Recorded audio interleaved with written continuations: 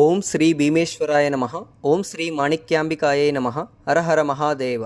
Hi hello friends, welcome back to my channel. నేను మీ lucky Lingesh. ఈరోజు మనం ఆంధ్రప్రదేశ్లోని అత్యంత పవిత్రమైన శైవ క్షేత్రాల్లో ఒకటైన ద్రాక్షారామం వచ్చేసాం. ఇది కాకినాడలో జిల్లాలో ఉన్న శ్రీ భీమేశ్వర స్వామి మరియు శ్రీ మాణిక్యాంబ అమ్మవారి దేవస్థానం. ఈ ఆలయం పంచారామ క్షేత్రాల్లో ఒకటి. అలాగే అష్టాదశ శక్తిపీఠాల్లో ఒకటైన శ్రీ మాణిక్యాంబ అమ్మవారు ఇక్కడ కొలువై ఉంటారు. పురాణాల ప్రకారం తారకాసురుడి వద్ద ఉన్న అమృతలింగాన్ని కుమారస్వామి ఛేదించగా దాని భాగాలు 5 ప్రాంతాల్లో పడి ఏర్పడిన క్షేత్రాల్లో ద్రాక్షారామం ఒకటి. ఇక్కడి శ్రీ భీమేశ్వర స్వామి లింగం ఎంతో ఎత్తుగా ఉండటంతో 2 అంతస్తుల నుంచి అభిషేకం చేసే ప్రత్యేక సాంప్రదాయం ఇప్పటికీ కొనసాగుతోంది.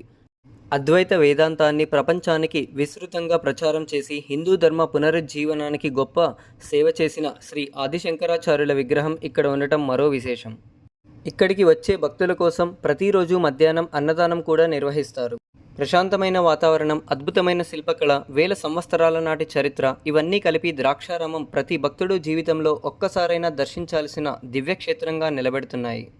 విజయవాడ నుంచి రాజమండ్రికి ట్రైన్లో కానీ బస్లో కానీ వెళ్ళొచ్చు. ట్రైన్లో అయితే 80 రూపీస్ టికెట్ ఛార్జ్ చేస్తాడు. అండ్ అక్కడ నుంచి రామచంద్రాపురంకి వెళ్ళాలి. రామచంద్రాపురం నుంచి 6 కిలోమీటర్స్. ఆటోలో కానీ యానం బస్సెస్ ఎక్కితే అక్కడ నుంచి వెళ్ళొచ్చు.